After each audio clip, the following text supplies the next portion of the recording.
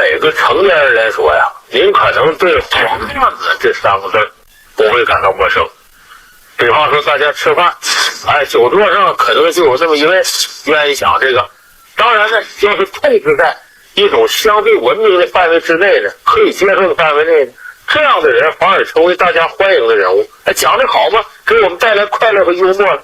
当然有人听了不愿意，你这有点这个色情啊，不够健康。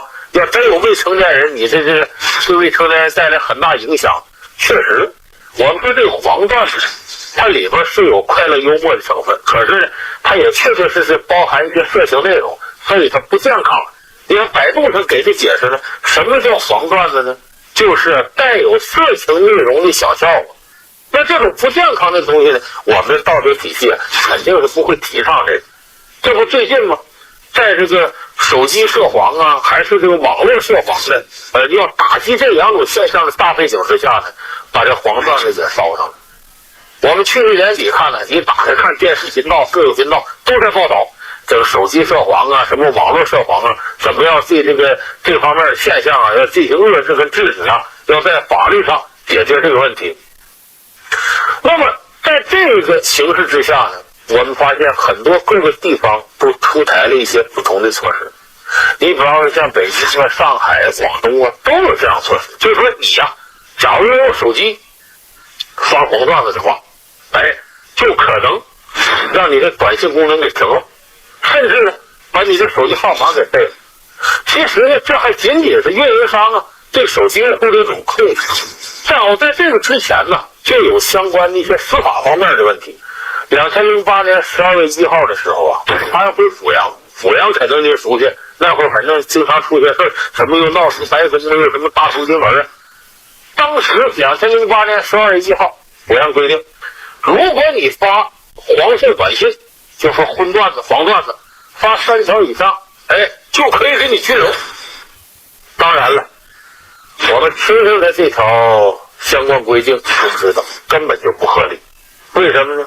我要2口子，我给你发黄段子，个人隐私，你管得着吗？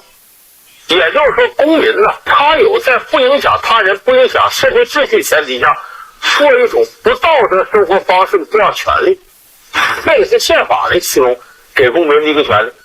所以当时他执行一段时间之后执行不下去了，侵犯公民隐私权呢。所以这不最近北京移动先站出解释了，说不是像大家想象那样，不是那样，没有侵犯权利。怎么呢？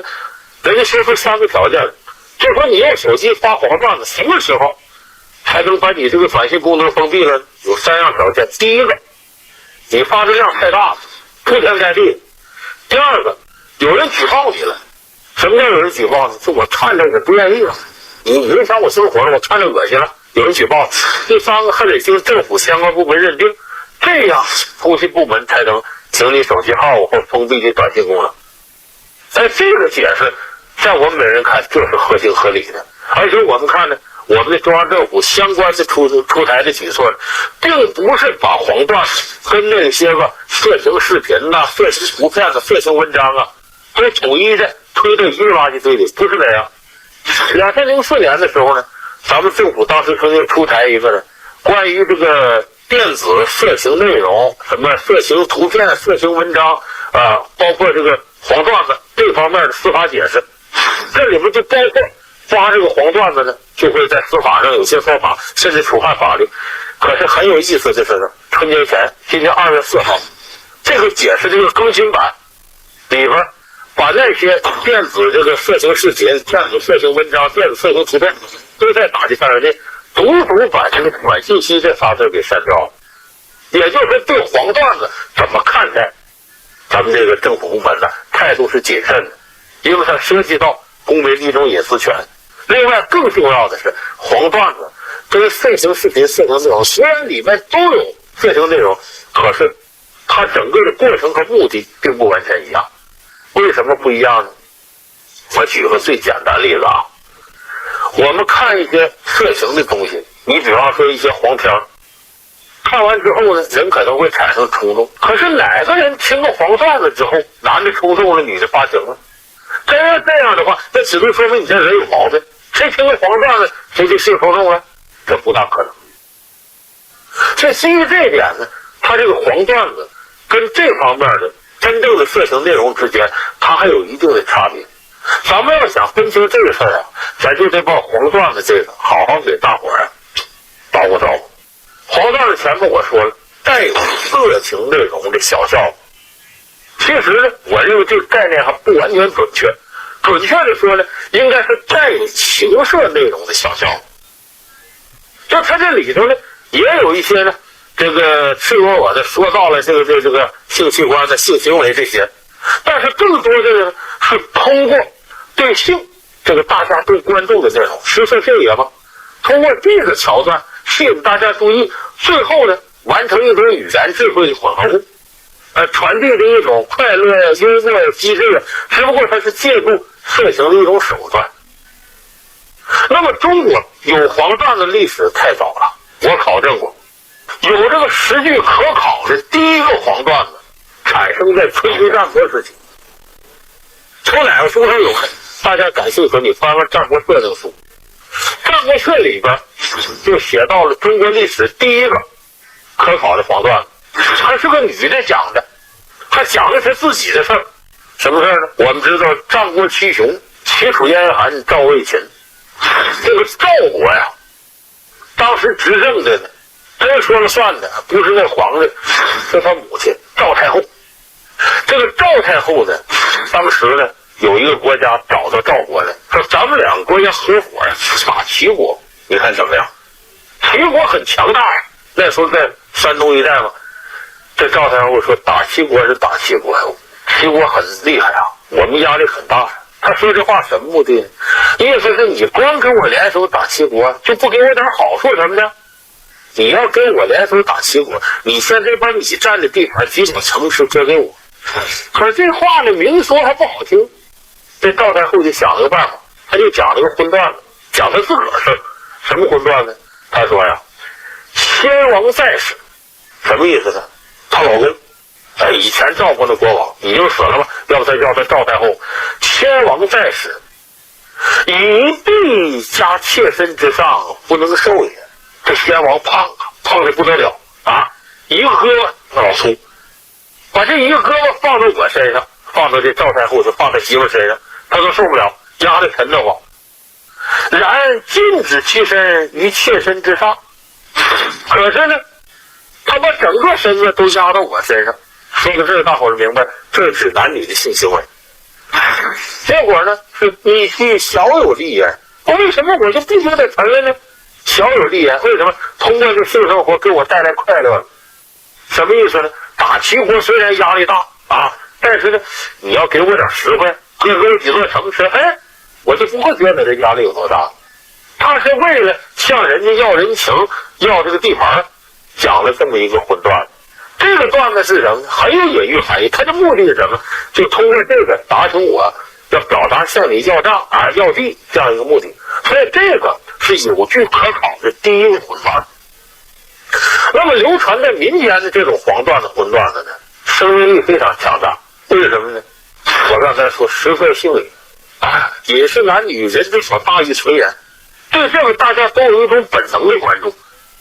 就像我说这喝酒吃饭的时候，有不少人讲荤段子，你听着有的人可能觉得好，有的不好，但不管怎么说，这个内容会引起你关注。那么在民间呢，我们最典型的，你比方说你看二人转，一般这个荤段子都是什么特点呢？它不像一些色情影片、色情图片，就是宣传这两个名词一个动词，这个男性生殖器官、女性生殖器官再加一个性行为，它宣传这个。可是哪个黄段子里边也没有这么特露骨的说这个。黄段子一个很高的境界是什么呢？通过说这个我不露上分，我达成别的效果。二人转演员有的在舞台上也会涉及到一点擦边球，就说这个。可他怎么说呢？说各位啊，人有17有18，有这有8的，不能说领孩子看这玩意儿，孩子问这咋回事说不出来。达成什么效果呢？有一种效果就是隐晦的效果。什么叫隐晦呢？就是你看啊，他在台上说的是不是那些这情色的事儿？你要说是吗？他没明说，你说不是吗？还有点沾边，还要达成这个效果。往往这种说口就跟黄段子连成一片了。黄段子有时候就要达成这效果，让你自个儿去想的，自个儿去猜的。那么在民间呢，有的时候这种联想呢，还起到另外一个作用，性行为。比方说，在这个东北很多农村，据我了解，就有这样的事儿。农村里这个男孩子，比方他处在青春期，他获得性启蒙的一些信息从哪来？过去那些男孩子也没有生理卫生教科书，网络也不发达，怎么办？有时候亲戚在里边，这些老辈人，男男女女的坐到炕上，就东北话讲扯淡，就说一些这个黄段子。这孩子听完了呢，一联想，获得了一种性启蒙。那么说女孩子呢，不好意思听，不这样听怎么办呢？这另一种办法，出门子之前呢，娘家帮拿出点压箱底的东西。各位注意啊，压箱底，箱子底下抽出来什么呢？春宫画，说白了就是黄色图片。给自个儿闺女看说，你看看这个啊，这个男女一块性生活，这就这么回事。这也是给女孩完成一次结婚前的性教育。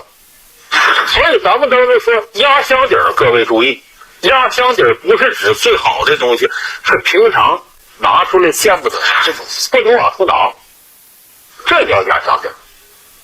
所以通过我刚才这番描述，你可能就了解到这个黄段子，它在这个现实当中啊，它这种概念，就它不是像我们想象的，它跟这个色情视频啊、色情图片、色情文章等同视之。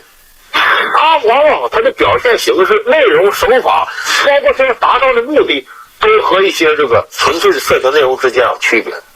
所以在这个基础上呢，我们看到呢，咱们这个政府相关部门呢，在对待黄段子态度上和对待手机涉黄、网络涉黄那些黄色网站，态度应该说是不一样的。这里边呢，要达成一种微妙的平衡，它的平衡就在于是法律界限内的还是道德界限内的。公民在这个不影响社会秩序前提下，能不能有权利过一种不道德的生活呢？所以这个事儿，我们现在的政府、司法部门，包括一些民间学界，都在探讨这样的话题。那么从这个角度来说，我们觉得黄段子将来它毕竟是不健康的，那怎么样防止它大规模泛滥起来，同时还能把它约束到一个不侵犯公民隐私权的合法限度内呢？黄段子它之所以跟那些色情内容啊有很大的区别，前面我们也说了，重点是这么两点。第一个呢，你看一些这个色情的内容啊，比方说这个电脑里的那些这个色情视频呐，或者说是毛片之类的，看的过程当中啊，往往这是一个人在那看。可是黄段子你没见着一个人捧着黄段子自个儿在那乐，黄段子只有讲出来，它这个效果才能发挥出来。而且它要发挥什么样的效果呢？不然这里边有些色情内容，可是呢，它更主要的给你讲黄段的目的呢，是让你听着这乐。就我们说这种找乐，就是它里边包含色情内容，但是呢，它要达到的目的呢，跟那些色情内容的东西不一样。它最终传递的是什么呢？这是在性这种大家共同关注的作为基础条件情况下，传递一种快乐、一种幽默、一种智慧。所以准确来说呢，黄段子呢，它是民间化色情内容和语言智慧的一种混合物。所以我特别赞同呢，网上有一句话说，这个黄段子一度成了中国成年人饭桌上必不可少的佐餐。确实是有好些人啊，你看在外边讲啊，我们怎么样复习什么，一喝上酒了，带几个好朋友开点这个跟这个婚有关的黄段子玩笑，无伤大雅。我觉得俩人交情到这儿了，开点这类玩笑也可以讲些黄段子。我倒认为这个不是什么大不了的事情。所以他有的时候，包括现在我们新社会对有些社会现象呢，确实不令我们满意。往往有的黄段子就反映这种现象。你比方说，咱们都知道移动啊，它这双向收费是不合理的，有人拿这个编荤段子，就说是男女之间的性行为啊，这什么的也算双向收费。有人说这个，这其实他表达什么？表达对这种社会现象的不满。再一个，这里边除了这个语言智慧以外，他对于我们司空见惯的一些，比方说这个人名人，这个人是富人，我们知道这个有权利的有钱的人和没权利没钱的人本来天生就有一种对立，有的时候这些没钱的人没权利的人怎么能够平衡这种心理呢？但黄段子有时候就是一种渠道，他通过这种方式嘲笑你，他获得一种微妙平衡。比方说我们平常看有权利名人什么的，抬着眼看，时间长了颈椎不舒服，我用黄段子嘲笑你，我往下看看，我为了让我脖子舒服。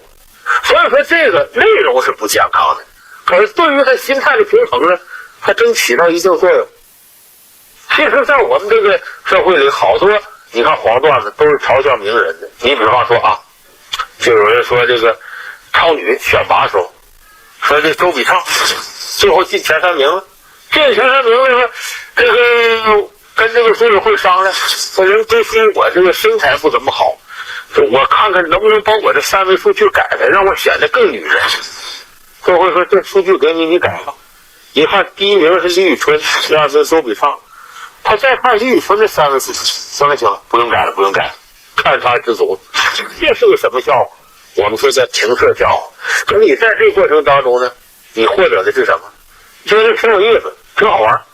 还有一些笑话也有这特点，它也是打擦边球，但是它里面体现出的编织人的这种智慧。当然内容我们说确实不够积极向上。你比方说有这么2口子，这老头啊要死了，临死前呢，他媳妇就问他说，咱俩过一辈子，我知道你呀不忠，你背着我呀跟有的女人往来，你能不能告诉我你有过几次外遇？我也踏实。老头说我也要没了，这么的吧，我告诉你，你把第2个抽屉打开，我跟你要磁产你都看不着了。拉开抽屉一看，里边2鸡蛋1叠钞票。我就问了，这什么意思？说我每一次不忠于你，跟别的女人有染，我就在这个抽屉里放1个鸡蛋。老太太一看抽屉里2鸡蛋，还行，一辈子就2次，我能原谅你。那这些钱怎么回事呢？啊，是那样。我每凑够12个鸡蛋呢，我就拿市场卖。你看这个笑话搞笑不搞笑？搞笑，但它内容是什么呢？咱情色里边，我可以再给大家举一个例子啊，也是2口子，家里边呢有这个4个孩子，老大、老2、老3都是黑头发，老4是黄毛。这当爹的心里不痛快。在2个人结婚20周年纪念日的时候，这丈夫啊借点酒劲儿说了，说孩子他妈的，我有个事憋我心里憋了20年了，我想问问你，咱家这孩子老大、老2、老3都是黑头发，怎么是老4这老小就是黄头？是不是这孩子不是我的？你得跟我说。媳妇，我别跟你说出来搁你心里也是病，伤害你，你一定得跟我说。咱都过这些年，我还能不原谅你吗？也就是说，我怕说出伤害你，你但说无妨。我告诉你这话，他媳妇怎么说的？就这老4是你孩子，那仨都别人的。你看，这也是一个跟情色沾边的笑话。但这种笑话在这个讲述过程当中呢，我想更多人收获的是一种快乐和幽默。所以我们看着从这几点加在一块，大家就发现这黄段子确实跟那些色情内容啊并不一样。那么在这个时候，咱们这个政府部门在治理手机涉黄的时候呢，为什么这个司法解释里把短信息拿掉？恰恰也出于这方面考虑，你不能把黄段子跟那些色情内容完全相等看，但是呢，咱们也同时呢，不要让这种不健康的内容呢大肆泛滥。所以你看，现在新的解释也有这方面内容，你得发这种黄色短信呢，是在多少往上去，甚至20多条、多少，有一个数量限制，就发的量大，还造成对方的一种不满，政府一查是这么回事，才罚款你。所以我觉得这种处理方式很人性化。比方说，咱们这个2口子或者好哥们发黄色短信，没那么大的这个罪过。但是呢，我发给你，你接了之后，这黄色短信看完了以后黄段子，你觉得不舒服，你恶心，打电话你告诉你别再给我发了。如果对方不听接着发，我们就可以上法庭告他危害公共安全，甚至性骚扰，政府一认证就可以办。你情愿他不情愿，造成这种冲突，他引入司法解释，他引入到法律境界里面去，我认为这个是合理的。在这个时候才能体现出这种我们说保护公民隐私权和维护社会道德秩序之间的这种平衡。我觉得这条处理是非常对的。另外有一点大家一定得注意，就是我们有的时候有些社会问题啊，你怎么解决？有些是要靠法律解决，你比方说这杀人放火、抢劫、偷盗，这不行；还有一些是道德层面的。你比方说，咱们这个治安管理处罚条例规定啊，这卖淫嫖娼是非法的，这个肯定是法律上制裁的。但是我们互相之间的开个黄色笑话啊，什么之类的，这是道德层面，只能说你这人的道德品质有问题。如果连这样问题都拿到法律里去解决的话，我认为这是非常不恰当的。所以这时候你怎么分？就包括我们说这个淫秽、色情这四个字，它都含有非常主观的一种判断。鲁迅先生不说吗？说同样的，有的人看着袖子就想起胳膊，看着胳膊就想起大腿，看着大腿就想起性行为，就想起私生子。他的下部人的联想，他主观判断。再另外有一点，有人说，他为什么有几个地方这个运营商这么大劲头呢？啊，就说又要什么费短信功能，要停手机号码的。各位，我们说去年手机这种扫黄，网络扫黄，主要原因在这里，除了提供黄色内容这一块，运营商能逃得了责任吗？流量费、内容费、广告费，他都拿着大头。所以真要是处罚的话，恐怕什么移动啊这些各家都跑不了。那么这个时候，他们都要站出表态，我们今后啊在这方面不为了这个利益啊，不考虑利益链条，他得响应上级号召啊，他得表态啊。我们有时候注意，一表态就会表过去，稍再讲我连黄色短信、黄段子，我也是给你收出来了，向上级表示我们的坚决处理这个黄色内容的决心。所以这是一次矫枉过正的过程，而且它的不合理还在于哪？大家想想。是黄段子威胁大，还是无孔不入的每天这个短信都能收了，垃圾短信发广告的？再一个这个你接着还钱吧，我账号有多少？这个是诈骗短信，咱们可能每个听众观众朋友可能都接到过这样的短信。那这种短信诈骗短信危害都有多大？如果说我们管那个叫黄段子，这个就叫黑段子。像这个你现在运营商是下大力气去制止，把精力现在都投到黄段子，这是不是本末倒置？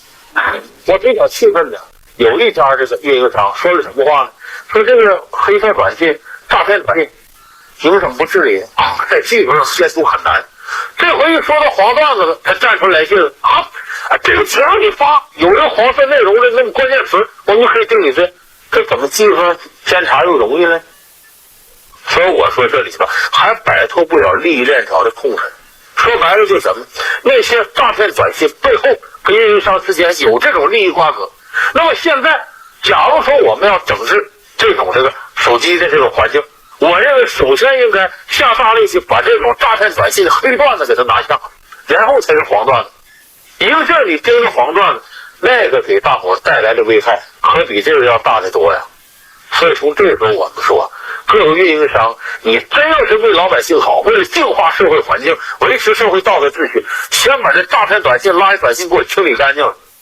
否则的话呀，你这运营商说话要治理什么黄段子，我看不具备什么公信力。最近有很多媒体报道了一幕真实的人间惨剧，在一个需要接济的低保家庭，父亲和女儿因为女儿追星既乱花钱又耽误学习，双方不断的吵嘴。终于有一次，女儿说出来，我爱明星胜过爱父母，你们就是没有明星好。父亲一怒之下失手用菜刀砍死了自己。那么听到这样的事情，我相信每一个电视机前的观众朋友都不会感到开心，因为虎毒不食子。那么发生这样的人间惨剧，到底是因为什么呢？任何事情的发生都会有一定的原因，咱们首先得把这个事情的经过给大家还原一下。这是2013年10月8号上午8时发生的一件事情，地点是北京的丰台区。那么这个低保户家庭呢，这个户主李某早晨很早就下楼来拦出租车，为啥？女儿要上学。一个低保户家庭，这个女儿每天上学要打车，而且打车的费用是50块钱，而且这父亲还得先把车打好了，等着女儿下来。结果左等也不来，右等也不来，打电话往上一问才知道，这女儿呢，早晨整理书包的时候找不到铅笔刀了，一发脾气把这个文具什么都摔了，把被褥也扔到地上了，把手机都摔坏了，不肯上学了。这父亲赶紧再上楼来劝女儿上学，女儿就发脾气，父亲说你一天除了上网就追星，也不好好学习，还休息不好，你不能再这样了。这女儿听了这话之后大吵大闹，这父亲说你呀别再追星了，那明星再好也没有父母对你好。这个时候他女儿说了一句让他父亲无法容忍的话，当时这李某就受不了了，自己感觉天塌下来，他都要崩溃了。于是呢跑到厨房里拿出一把菜刀，拍到桌子上。结果他女儿也不示弱，上去用拳头还打他爸爸。这李某更受不了了，拿起了菜刀向女儿脖子上就砍去。这时候李某一看也后悔了，也晚了，试图割腕自杀，然后还打电话报警。你看这就是一幕活生生的人间惨剧，就这么发生了。那么说这个李某是不是一个有人格障碍的，或者精神有毛病的人呢？或者平常就是脾气暴躁呢？还不是这样。案发之后呢，公安干警向李某的邻居做了调查，说这李某这个人呢，勤快老实，还挺憨厚，平常见谁都露笑模样，很随和个人。那么为什么这样的一个人，而且是孩子的父亲，居然能一下子就把孩子给砍死了呢？这个李某不是北京人，他出生在广西一个挺贫困的小村子。1岁的时候呢，父亲没了，10多岁的时候母亲又没了，所以他从小就渴望能够拥有一个完整的家庭。1998年的时候呢，这李某呢来到北京当了北漂，在这打工。他也没有什么特殊技能，也就是卖力气。最后认识了自己的老婆，他老婆是北京人，但是呢有精神疾病，属于3级残疾。但后来他跟他老婆结婚以后呢，2年呢之后这孩子出生了。他这个家庭啊是很苦的，因为2个人呢2口子都没什么特殊技能，只能是打零工，相继都家里就办了低保了。他家里这种生活再加上有个孩子，负担更重了，基本上就靠李某的岳父岳母老2口子接济，这个日子过得挺艰难。可越艰难呢，他们越疼自己的女儿，把自己女儿啊视为掌上明珠。可是这个孩子小的时候啊还挺乖顺的，但上了初中以后情况发生变化。上初中以后呢是住校，可是在学校没住1年，他女儿提出来，我不能在学校待着，学校太吵影响做作业，我要回家。其实并不是太吵影响做作业，而是这时候孩子迷恋上了网络，有了网瘾，而且开始追星。在学校时候有老师管着，住校吗？回家更自由。当然李某人不可能知道这事，就把孩子接回家，惯着孩子嘛。把女儿接回到家以后进行走读的时候，李某人发现这个孩子和以前不一样了。不一样。首先一个呢，上网，天天把自己关到屋里头，家里人不准进来，而且一上网甚至上到天亮，打着哈欠去上学去，就不分黑天白天了已经。第二个呢，开始追星。怎么看出开始追星了呢？他开始乱花钱，一开始几十块钱，完了上百，接着甚至上千。买什么呢？就是杂志啊、海报啊、衣服啊、鞋呀、包啊、帽子。而这些衣服、鞋、包、帽子都和他的偶像有关。他偶像是谁呢？这我也不太清楚。说现在有个挺红的韩国组合，12个男孩，叫什么 EXO， 不是 XO。他女儿就迷恋上这个组合了，买的这些东西都和这个组合有关。就像咱们现在有些甚至成年人都跑到韩国去买跟李敏镐有关的杯子什么的，跟金秀贤有关的什么什么。所以他开始这么乱花钱，这李某人就很担忧。而且同时他发现呢，这孩子和父母的关系越来越疏远。你经常是他要进孩子房间，孩子不让进，你出去，你不准进我的房间，滚出去，就出现这样粗鲁的话语。而且这个孩子历来不待见他妈妈，他妈妈不是精神有疾病吗？这孩子经常说，我怎么没有一个漂亮妈妈？我有这样的妈，我将来对象都不好找。这话令李某人心里头是很寒心的。可面对这种情况呢，李某没有什么办法，反而跟孩子之间呢，这个冲突啊，有点越来越剧烈。在去年5月份的时候，一个周末，这孩子天天这么上网，有时一天就吃1顿饭。这李某很心疼，就进了屋说：“你今天呢，不能再上网了。”这孩子不听，李某一来气呢，就把网线给拔了。结果这孩子说了句什么呢？有你这么当爸爸的吗？你简直连狗都不如！哎呦，你想想，哪个父亲能容忍女儿说这话？抬手就给女儿一嘴巴。结果这女儿跑到厨房拿菜刀就要割腕自杀，可把李某吓坏了，又把孩子他姥姥找来，反正好说歹说的，结果这个病根坐下了。以后这孩子一旦要跟父亲吵架，吵急了的话，就要死要活的。去年10月份发生了一件事儿 ，EXO 来北京开演唱会，一张门票1200。他女儿呢，是管理这个粉丝后援会的管理者，他就要去看演出的，一张票1200。等于这个低保家庭差不多2个月收入了。而且他女儿呢，不仅自己要看去，还要资助一个网友去看去，就我也得给你买票，这就2400了。他还要再花钱给这个什么 EXO 这个偶像团队买礼物。结果这李某当然没法接受这事，就跟孩子说：“你呀，别买这些了，咱家没钱呐，哪有钱？你这不追星不祸害钱吗？”结果他女儿说：“咱家没钱，你怎么不出去挣去呢？”你看看这话说的，哎呀，李某这心里这个难受，怎么劝女儿也不行。后来孩子他姥姥疼孩子，拿了2700块钱。你看前面发生的这些事儿，这都是我们一开始讲这幕人间惨剧发生的非常必要的铺垫。要没有这些情绪累加，不会出现这事儿。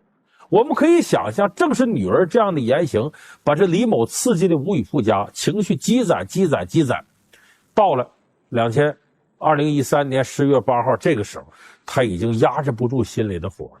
那么说，这样的人间惨剧，它的根源是什么？为什么会出这个事儿？我刚才说完这，可能咱们电视机前很多朋友会说，这个孩子太不孝顺了，太不懂事了，简直是小混蛋，简直是熊孩子。可是我想，大家不是有没有想过，有那么句话，每一个孩子都是上帝牵着手送到这个世界上的，都有成为天使的可能。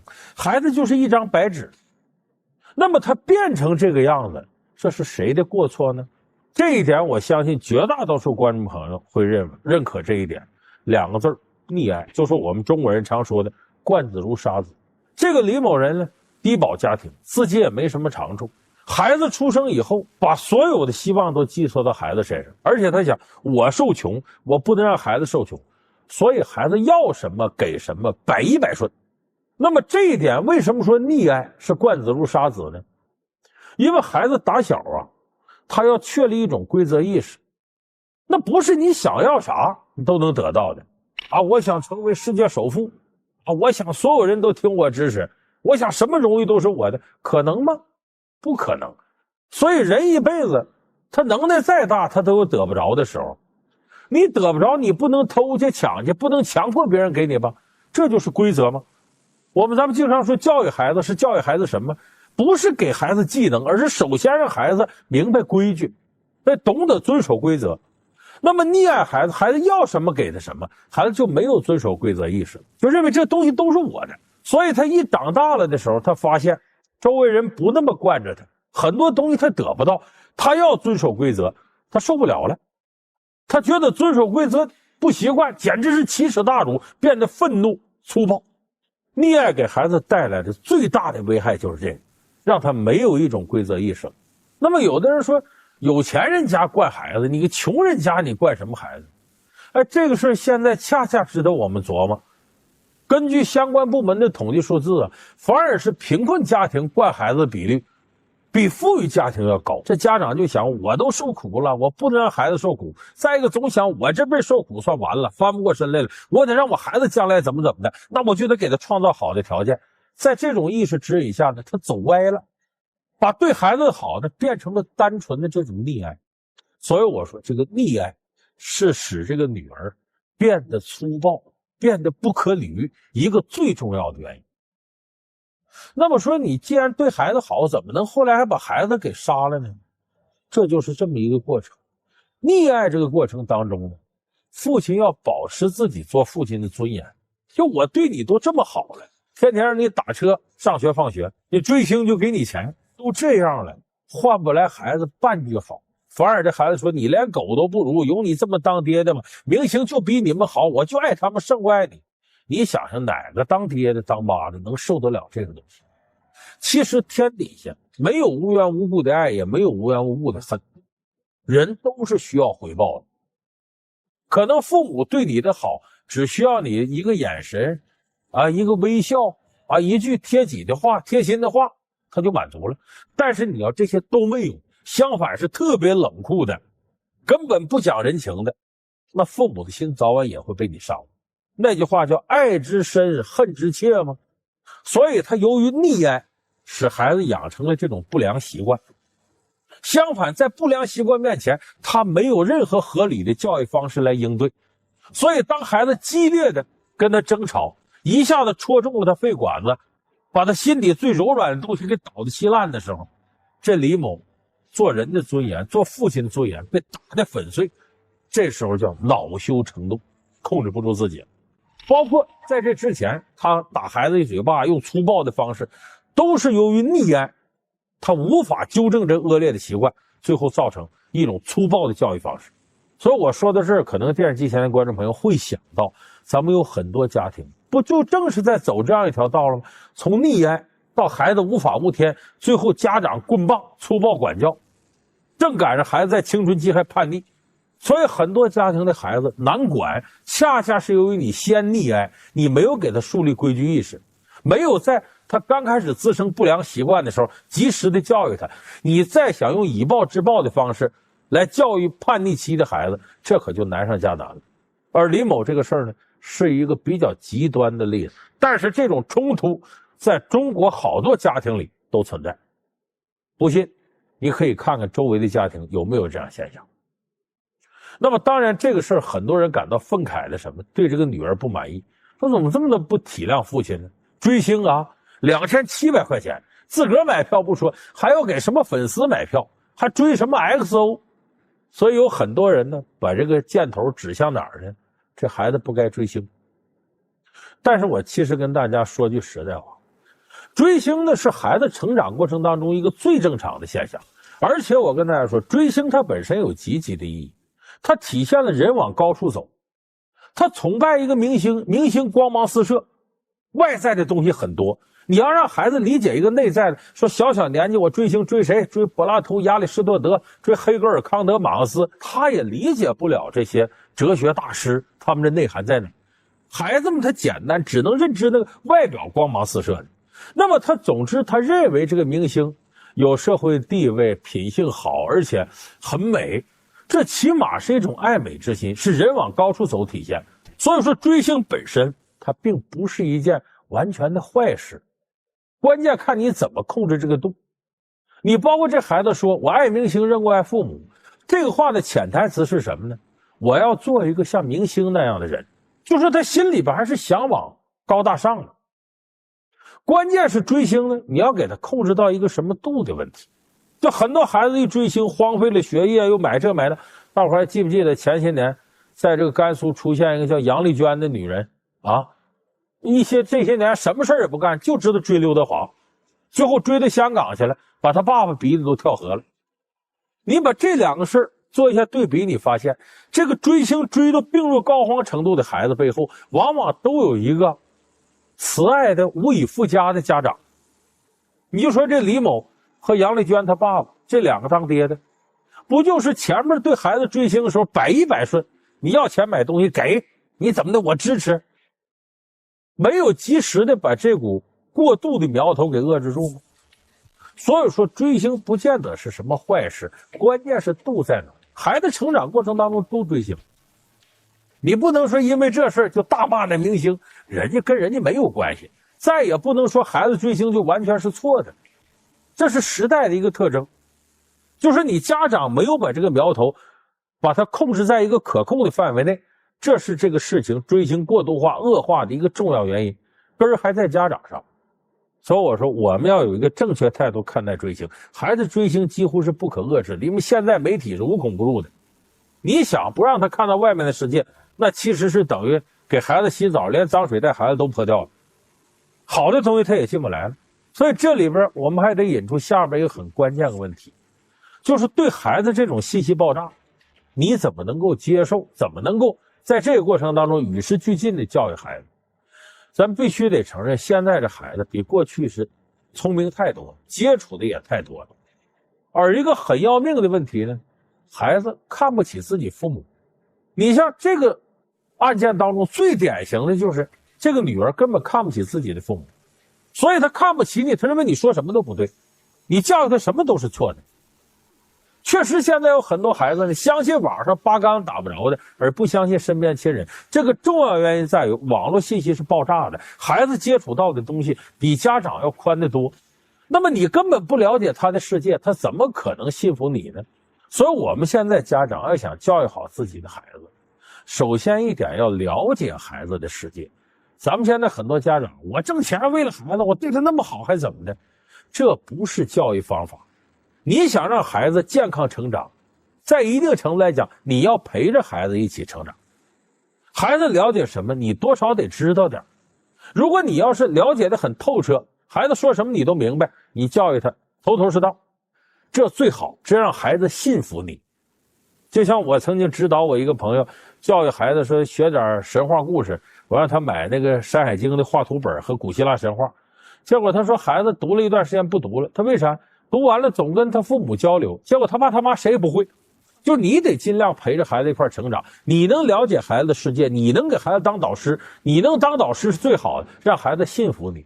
不在于说一定不能对孩子使用管制的方式，关键是你得了解孩子世界，知道他出现一些错误行为的根儿在哪儿，你知道他世界里有什么，然后你才能跟他去交心去沟通。咱们很多家长粗暴的教育方式就是根本不管孩子世界里有啥，你要啥我给你啥，这是溺爱。再一个，你要啥我就不给你啥，我就看你不顺眼，我就觉得你行为错误。这两种方式都特别极端，而且容易从溺爱走向粗暴，就是发生我们前面说的这一幕人间惨剧。所以我想，怎么样避免溺爱孩子，怎么样避免粗暴教育，如何正确看待孩子的追星，以及怎么让孩子或信服你或信任你，这都是摆在我们现在独生子女教育过程当中一个非解决不可的问题。所以我觉得从这样一个极端的例子当中，我们的社会学家，我们的教育学家应该仔细剖析这个过程发生的一些心理因素和现实当中的原因。